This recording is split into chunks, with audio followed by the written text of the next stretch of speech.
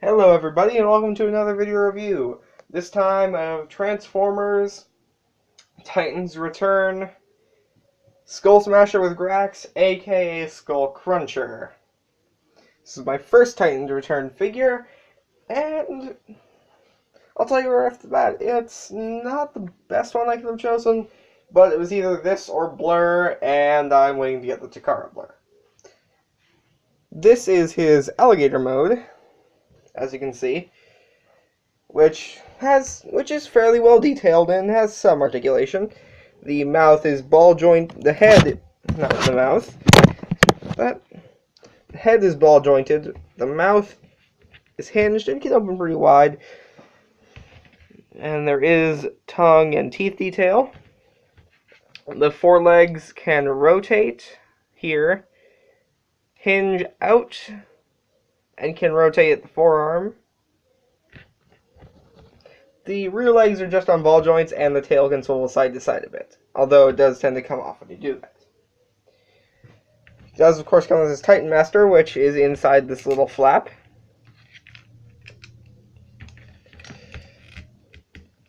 And he just sits in there.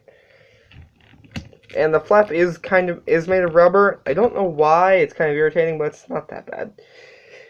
So this is Grax. For articulation, he has a ball-jointed neck, ball-jointed arms, which offer a little bit of outward movement, and his hips and knees are hinged together so he can sit, basically. For features in this mode, aside from that, there are small pegs on his forearms, which Titan Masters can stand on, like that. And otherwise, he can't really do anything. For the weapon that's supposed to interact with the larger figures, basically just remove the tail, and that's essentially it. You just take the Titan Master, put his arms forward, and have him sit.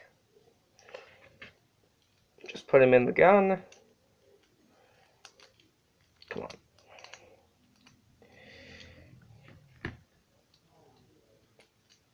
You may have to pull the gun out a little bit so you can get his legs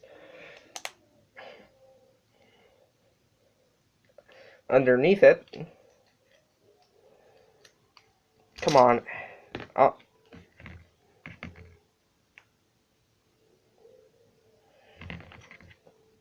He can fall apart at the hips, since it isn't pinned. That's nothing to worry about. The gun is really hard to move and get out of there, because it's really tight. But once you get it out enough, he can sit in it, and you can fold out the handle, so either this can peg on to, say, one of the city bots, or he can hold it. I'm not going to show this again, because getting the gun out of the tail is incredibly difficult. So I'm going to do that now.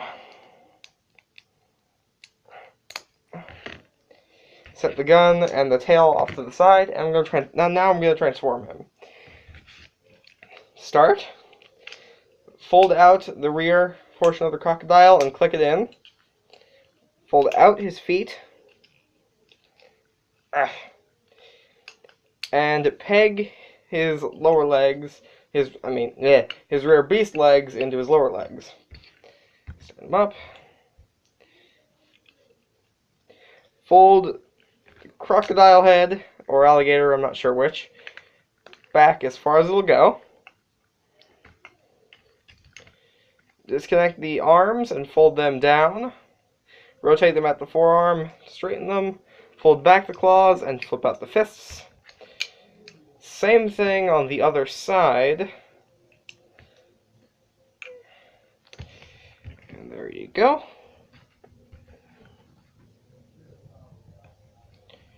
Come on, stand. Okay, I'm going to put his accessories in his hands now, so he might be able to stand better. Because he is rather difficult to stand up. There we go. And simply fold up Grax into his head mode. Plug him on. And there you have Skullsmasher or Skullcruncher in his robot mode.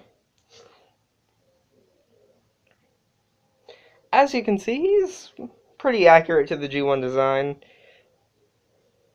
Although he is very hard to balance, as you saw. For articulation, he has a ball-jointed head with limited up and down motion, but full 360 otherwise. A ball joint in the shoulder and a hinge for upward movement. A swivel beneath that. A 90-degree elbow. A swivel beneath that, and nothing at the wrists.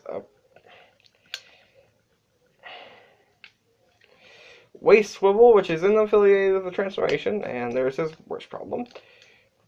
So that's fine. There's enough motion in it. Ball jointed hips, which are very loose, and that's almost a universal problem from what I've seen. Swivels beneath them, one of which is super loose. I'm definitely going to have to tighten this. And then 90-degree knee joint, and then nothing at the feet. Now, I will say mine has some kind of splotchy paint applications, specifically on the chest and a bit on the head, but it's not that bad. I'm definitely going to have to tighten his hip joints and this swivel right here. But otherwise, not a bad figure. He is certainly fun, entertaining to mess around with, and it's nice to have classic versions of the Headmasters that you don't have to pay like, well, at least $60 for. Seriously. Third-party stuff is way too expensive for an average collector, like me, for example. So, I'd say this is, mildly recommended. He has some issues with the hip joints, and he's kind of back-heavy, and his legs are very hollow if that bothers you. So is his weapon. But it's no big deal, in my opinion. So, mildly recommended. Please like, comment, subscribe. I upload every Saturday and Sunday, and I will see you all next time.